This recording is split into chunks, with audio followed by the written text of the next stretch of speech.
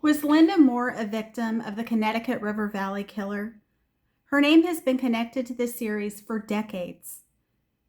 The geography fits, the time period fits.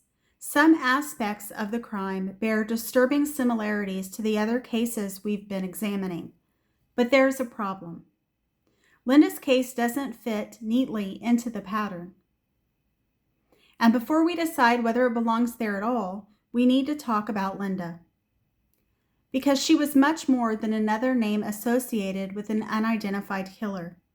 Lynda Moore was 36 years old. She was a wife, a mother of two, and an important part of the family construction business. She and her husband, Stephen, had two children, Christopher and Allison. Their home stood along Route 121 near Saxton's River, Vermont. And that home was more than the place where Lynda raised her family. It was also where she worked. Lynda handled administrative responsibilities for Stephen L. Moore Construction Company. Her work included bookkeeping, payroll, and other financial matters.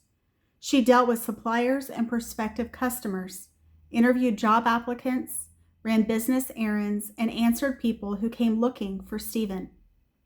In other words, Lynda wasn't simply at home during the workday. She was working there. That distinction will become important. April 15th, 1986. April 15th was a pleasant spring day in Vermont. Lynda spent at least some of the day outside, reportedly taking advantage of the warmer weather and listening to the radio. But she also had work to do. Stephen had left the house that morning for a construction job. Lynda remained behind.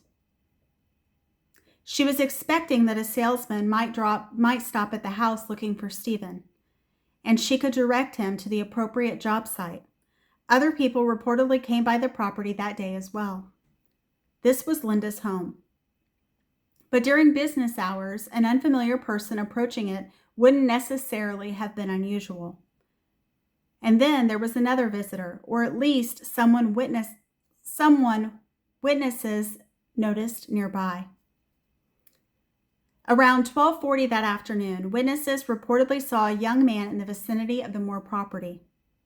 Descriptions portrayed him as a young white man with short dark hair and glasses, approximately 5 feet 8 inches to 5 feet 10 inches tall. Some accounts also describe him carrying a blue backpack or knapsack. Witness information would eventually be used to create a composite drawing. But we need to be very careful here. Seeing someone near a crime scene does not make that person a killer. It doesn't even establish that the person committed a crime. The significance of this man, and whether investigators ultimately identified and eliminated him, has been described differently in later accounts. So for now, there is only one responsible conclusion. A man was reportedly observed near Lynda's home during a particularly important period of time, and investigators wanted to know who he was. Sometime that afternoon, something happened inside the Moore home. When Stephen returned home work later that afternoon, he found Lynda. She had been killed. The medical examiner determined that Lynda had suffered numerous stab wounds and died from blood loss and shock. She was 36 years old. We aren't going to spend time describing each of her injuries. Knowing their number doesn't help us understand who Lynda was, and it doesn't tell us who killed her. What matters to our investigation is what happened around them. Police had an enormous task ahead. By the summer of 1986, hundreds of people had reportedly been interviewed. Dozens of possibilities were seriously considered. Stephen was investigated as Lynda's husband, as we would expect in a homicide investigation. But the investigation did not establish that he had killed his wife. And despite the extensive work that followed, Lynda's murder remained unsolved. There was no arrest, no conviction, no definitive answer explaining why someone entered or came into contact with Lynda inside her home that afternoon. And that brings us back to the question we asked at the beginning. Does Lynda belong in the Connecticut River Valley series? Think about the women we've already met: Catherine Milliken, Bernice Cordemanche, Ellen Freed, Ava Morse, Betsy Critchley. Their circumstances aren't identical, but movement is an important part of several of their stories. Roads, travel, hitchhiking, cars. Places where someone could encounter a woman away from the protection of her home. Lynda Moore is different. Lynda didn't disappear while traveling somewhere. Her vehicle wasn't discovered abandoned. She wasn't hitchhiking. She wasn't standing at a payphone late at night. She was at home. Someone entered Lynda's world. That's a significant difference. And yet her name became associated with the Connecticut River Valley cases.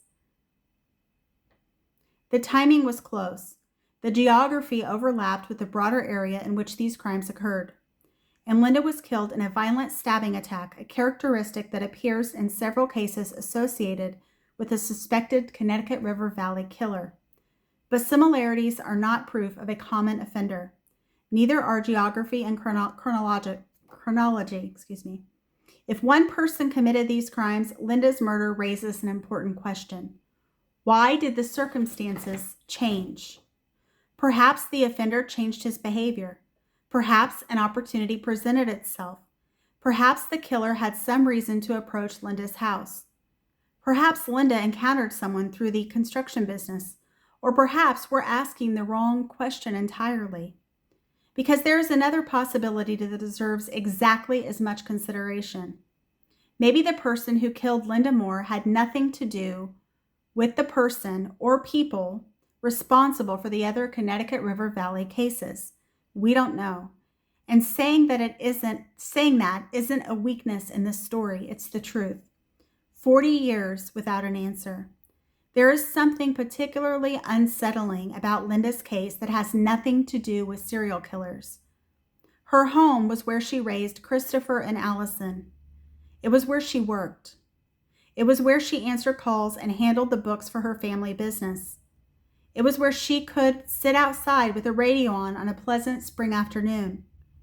And on April 15th, 1986, someone took all of that ordinary life away from her. For nearly 40 years, the question of who killed Lynda has remained unanswered. Perhaps her murder belongs alongside the other Connecticut River Valley cases. Perhaps someday evidence will prove that connection. Perhaps someday evidence will prove exactly the opposite. Until then, Lynda Moore deserves something better than being forced into a theory because the pieces appear to fit. She deserves to have her case examined on its own evidence. She deserves to be remembered as a wife, a mother, a working woman, and a member of her community, not simply as a possible victim of an unidentified serial killer. And somewhere in the events of April 15, 1986, there may still be an answer. Someone approached the house, someone encountered Lynda Moore, and someone knows what happened. I'm Buffy, and this is Grace and Gavel, where truth meets compassion. And as always, when a case remains unsolved, we don't fill the silence with certainty. We follow the evidence wherever it leads, whether or not we like the conclusion or we don't.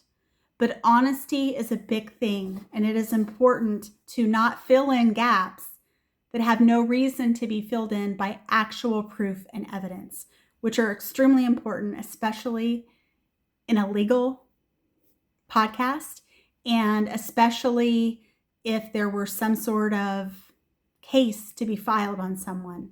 You can't just speculate and hope that it sticks. That's not how the law works. So thank you for tuning in. If you got value from this, please feel free to like and subscribe, and I hope you have a great rest of your day, and hopefully you'll come back and see me again soon. Thank you so much. It means a lot. Bye-bye.